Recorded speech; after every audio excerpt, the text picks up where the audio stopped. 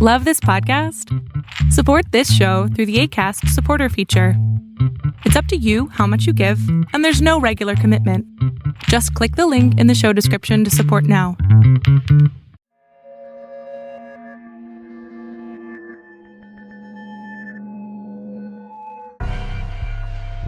Are you interested in angels, demons, ghosts, spirits, and monsters?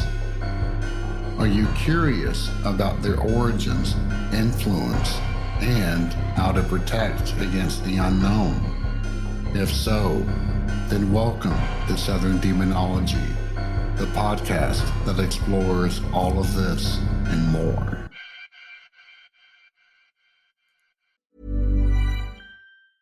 To make switching to the new Boost Mobile risk-free, we're offering a 30-day money-back guarantee. So why wouldn't you switch from Verizon or T-Mobile? Because you have nothing to lose. Boost Mobile is offering a 30-day money-back guarantee. No, I asked why wouldn't you switch from Verizon or T-Mobile? Oh. Wouldn't. Because you love wasting money as a way to punish yourself because your mother never showed you enough love as a child? Whoa. Easy there. Yeah. Applies to online activations. Requires port in and auto pay. Customers activating in stores may be charged non-refundable activation fees.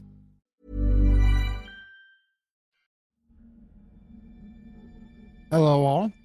Welcome back to Bite, the mini episodes of the Southern Demonology podcast that focus solely on horror movies. As always, I am your friendly neighborhood ancient demonologist, JJ. And if you don't mind, be sure to like, follow, and comment on this episode. In a previous Bite piece, I had mentioned how I have an innate trust. I have an innate distrust for the hype around horror movies after having been so excited so many times, only to be sorely disappointed afterwards. And I'm looking specifically at you, It Follows and Babadook. Well, sadly, I have another case in point today. Most of the summer, I have been hearing so many rave reviews for the movie In a Violent Nature, as it supposedly depicts the entire film from the killer's point of view. Plus, it was supposed to have some really cool kill scenes in it. Now, I will admit that slasher films are not my preferred cup of tea.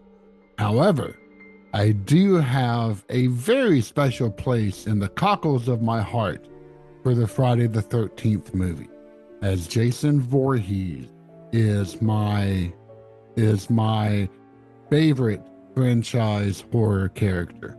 Part of that, I will admit, comes from the fact that a portion of my nickname, JJ, comes from the name Jason, and I even named my own son the same. Fun fact, in high school, I dreamed of starting a corporation named J4 that had the motto, "Everyone deserves a name that starts with the letter J." In fact, if you didn't meet that requirement, then you were freely given one. That was one of the reasons we began calling one of my male friends Julie the Coffee Bitch. But that's neither here nor there. Sadly, the only state this movie left me in was in a violent mood, and that's for a few reasons.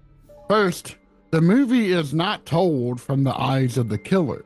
That may have been a nice little marketing ploy, but whoever said it should be hit with the wet noodle 1,000 times. Rather, it just has the killer in frame. So most of the movie is just watching the undead brute traipsing about in the woods. And the view that you have is of his back.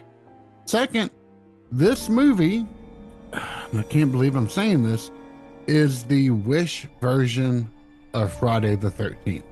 The killer is a less scary version of Jason, right down to the idiotic old-timey firefighter mask that he wears on his head. The only thing that separates this franchise is the camera gimmick, and that just left me bored. There's a reason why most movies don't do this, and it's because just watching a killer walk around doesn't make for the most exciting movie. Not to mention that there's not many kill scenes, and only one of them could be considered unique. And that didn't even show everything. Even the ending was severely disappointing. Maybe it came from me reading too many Ravenloft novels in high school and college, or maybe I've been waiting for another movie that has the same deliciously evil ending that The Mist did. But this film couldn't even commit the total butchery. Shudder, you need to do better. I have harped on you time and time again, and that's because of the fact that you have so many losing films with the originals that I doubt that you can actually make a good one again. And that is a crying shame, because I want you to do better.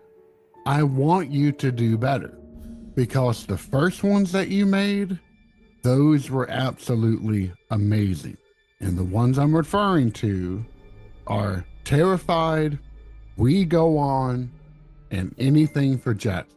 Every single one after those have been nothing but drivel. And if you'd like to hire someone who will tell you the truth, just hit me up. And maybe you wouldn't have to rely upon viral marketing to get your names out there. So, TLDR is simply don't watch In a Violent Nature. And maybe don't pay attention to those social media creators who only seem to gush about whatever movie is out. I'm not saying that they have nefarious motives, but when you have that many misses in a row, yeah. I know that may be hypocritical given that I am doing a horror review right now for social media, but the one thing that I can promise you is this. I will never say a movie is good when it did not earn that right. Stay safe out there.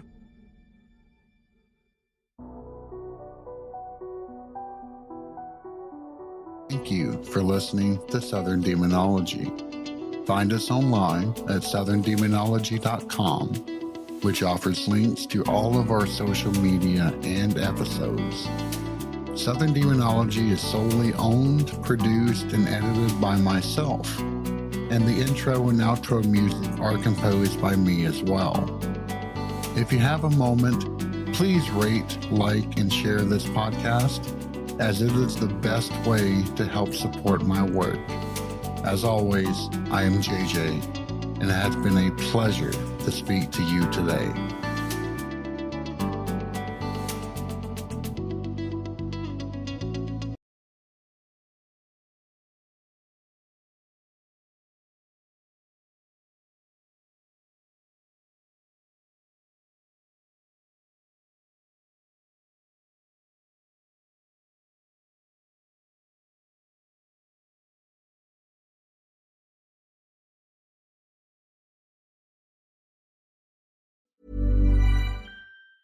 Dealing with mental health can be hard. All the influencers' posts, articles, podcasts, tips about what to do, what not to do, silence retreats, yoga retreats. My friends tell me to take some me time. My mom says I need a boyfriend. Therapy? Impossible without insurance. Even with, it's expensive.